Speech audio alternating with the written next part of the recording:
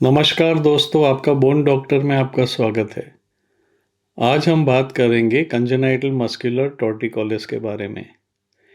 इसे ट्विस्टेड नेक या राय नेक भी कहते हैं और ये एक मस्कुलोस्केलेटल डिफॉर्मिटी होती है बच्चों में, जो इमीडिएटली एट बर्थ या शॉर्टली आफ्टर बर्थ तकलीफ देती है।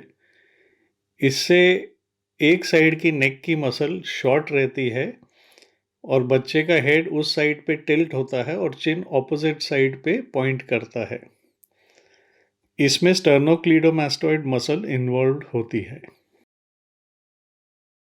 तो स्टर्नोक्लीडोमास्टोइड मसल क्या है?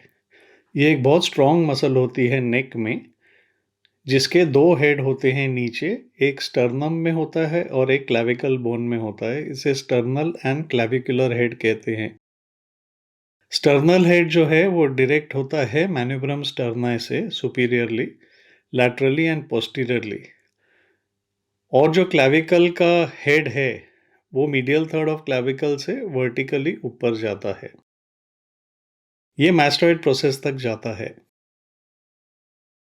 तो ये मसल में एबनॉर्मेलिटी होती है, तब जाके स्टर्नोक्लीडोमास्टोइड कॉन्ट्रैक्चर के कारण नेक टेढ़ी हो जाती है।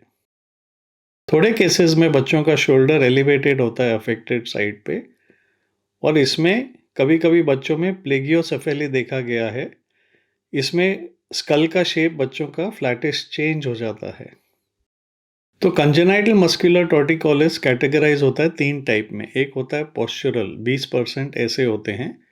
इन्फेंट में पोस्चरल प्रेफरेंस होती है बट मसल टाइटनेस नहीं होती, या restriction to passive range of motion नहीं होता। सेकंड होता है मस्कुलर, 30% बच्चों में ये देखा गया है। इसमें स्टर्नोक्लीडोमास्टोइड मसल की टाइटनेस होती है और लिमिटेशन होती है पैसिव रेंज ऑफ मोशन की।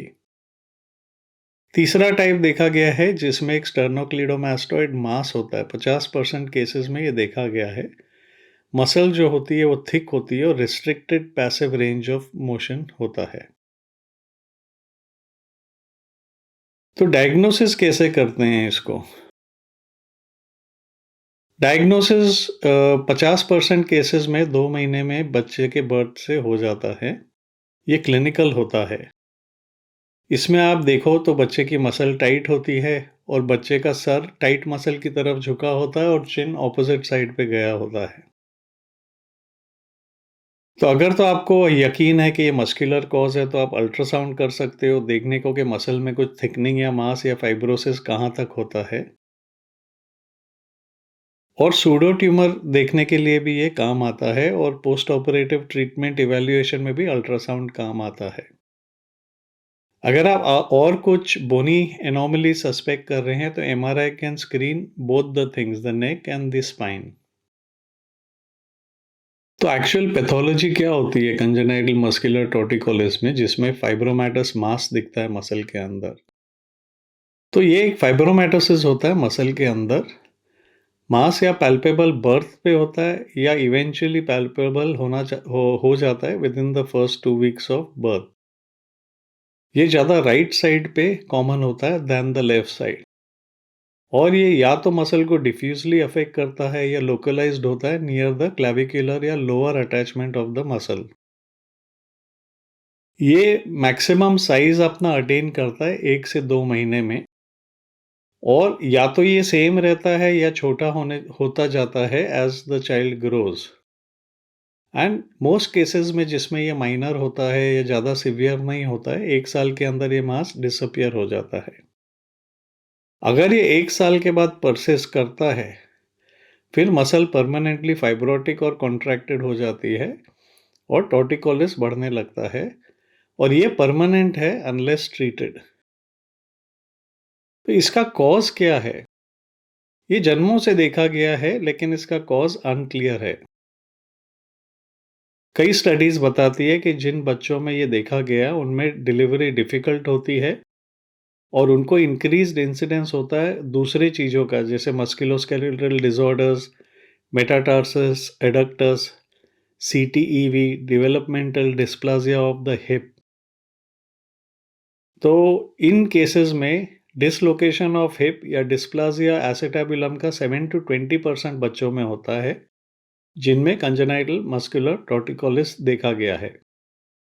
तो इन बच्चों में पूरा एग्जामिनेशन करना चाहिए, नॉट जस्ट द नेक, इनका हिप्स भी एग्जामिन करना चाहिए। और जब अल्ट्रासाउंड आप नेक का करते हो तब हिप का अल्ट्रासाउंड भी कर सकते हो टू मेक श्योर कि we are not missing anything in the hip. So काफ़ी हाइपोथेसिस है इस बीमारी के बारे में, including malposition of foetus in utero, means बच्चे की पोजीशन यूट्रस में होती है उसके कारण बोलते हैं होता है, birth trauma, infection, vascular injury. तो डेविड्स, वेंगर और मुबारक ने एमआरआई किया 10 इन्फेंट्स में, जिनमें सीएमटी देखा गया था, और इनमें सिग्नल दिखा मसल के अंदर which is similar to the signal जो लेग या फोरआर्म के कंपार्टमेंट सिंड्रोम में होता है।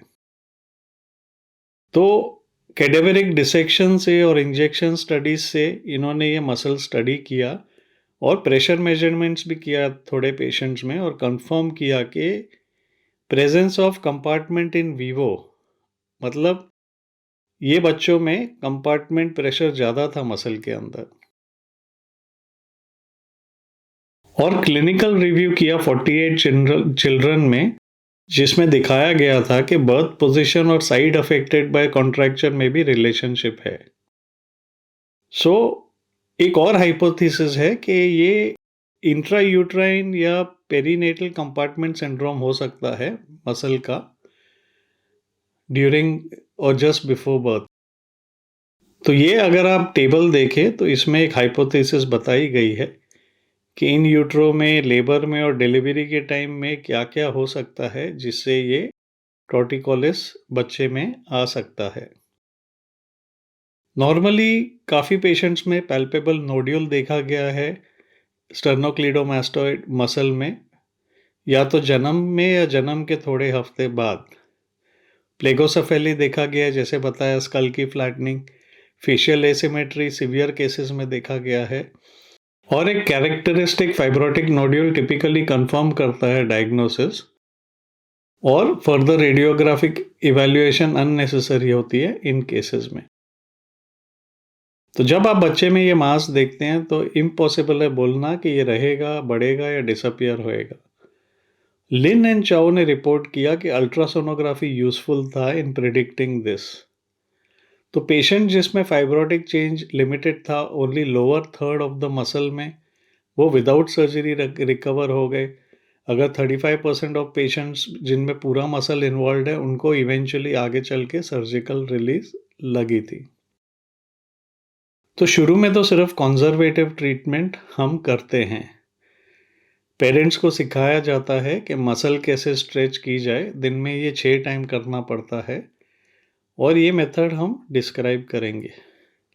तो ये सारी चीज़ें कंजर्वेटिव ट्रीटमेंट हम अगले एपिसोड में डिस्क्राइब करेंगे कि बच्चों को क्या क्या घर में आप कर सकते हो ताकि 1 साल तक ये रिजॉल्व हो जाए और सर्जरी की ज़रूरत ना पड़े। तो आज का एपिसोड यहीं ख़त्म होता है। अगर आपको पसंद आया तो लाइक करिए, शेयर बटन दबाइए और हमारे अगले एपिसोड का इंतज़ार करिए। धन्यवाद।